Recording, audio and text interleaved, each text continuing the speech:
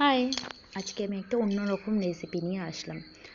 আর মাছ, অনেকেই হয়তো নামটা শুনেছো বা খাও। আমি হয়তো মাছটা খুব একটা খাই না, তা সত্ত্বেও আজকে বানাচ্ছি, বাড়িতে আনা হয়েছে বাবার জন্য। তো ফার্স্টে আমি একটা কড়াইতে সামান্য সর্ষের তেল দিয়ে নিয়েছি। তেলটাকে একটু ভালো করে গরম করে নিচ্ছি।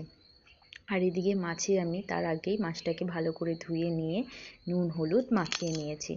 এবার মাছটা আমি আস্তে আস্তে এই তেলে ছেড়ে দেব। তার আগে ভালো করে লক্ষ্য রাখবে যে হাতের সামনে একটা থালা বা লিড রয়েছে কিনা, কারণ এই মাছটা কিন্তু ফুটে আসবেই। সবাই জানো যারা রান্না করো, এই মাছটা খুব ফোটে, যার জন্য হাতে একটা কোনো থালা বা একটা লিড হাতে রাখবে সাবধানতার জন্য, যাতে ছিটে এসে মুখে না পড়ে। মাছটাকে এবার আমরা দু সাইড লাল লাল করে ভেজে নেব। ভেজে নিয়ে মাছটাকে আমরা তুলে নেব। মাছটা ভাজার সময় একটু গ্যাসটা বাড়িয়ে দেবে, খুব একটা কড়া করে ভাজতে হবে না, হালকা লাল লাল হলেই তুলে নেব। তারপর আমরা মাছগুলোকে তুলে নিয়ে ওই তেলেই আমরা এবার ফোড়ন দেব তেজপাতা, গোটা জিরে। গোটা জিরেটা তেজপাতাটা ভালো করে লাল লাল হলে তারপর এতে আমরা দেব কুচনো পেঁয়াজ। আমি মাছটা আজকে পেঁয়াজ রসুন দিয়েই করছি, এটা নিরামিষও করা যায়, আমি আজকে পেঁয়াজ রসুন দিয়ে করছি, যার জন্য আমি কুচনো পেঁয়াজ এতে দিচ্ছি। পেঁয়াজটাকে একটু লাল লাল করে ভেজে নেব।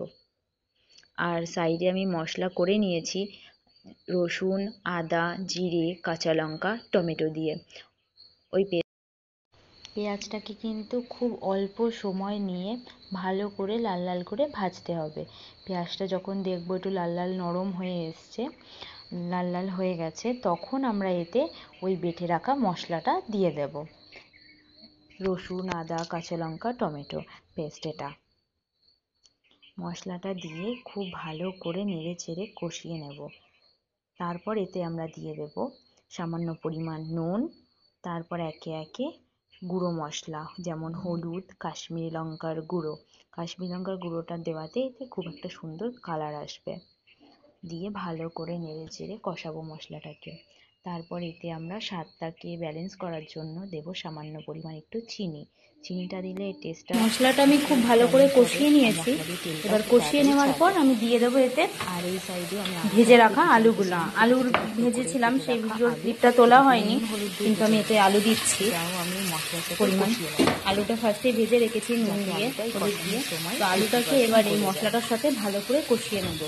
তোমরা এতে অনেকে আলু নাও দিতে পারো, একটু সময় নিয়ে আস্তে আস্তে মিডিয়াম ফ্লেমে দিয়ে ভাজলে আর মশলাটাকে ভালো করে কষালে তবেই কিন্তু এই মাছের টেস্টটা বাড়বে, পুরো মাংসের মতনই লাগবে।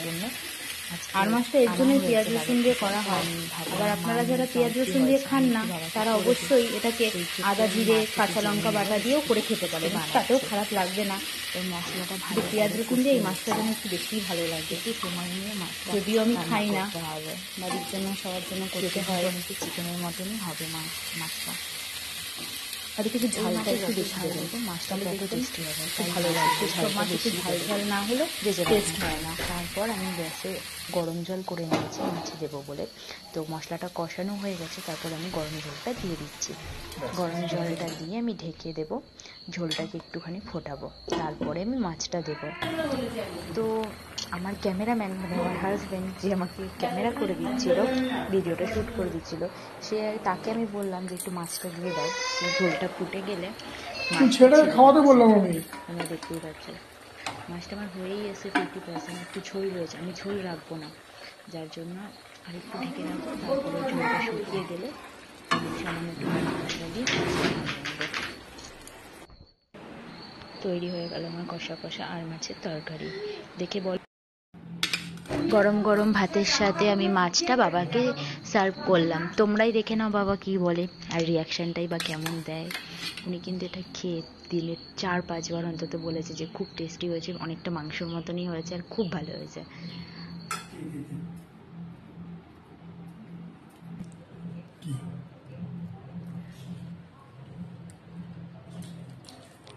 কেমন হয়েছে মাছটা? খান।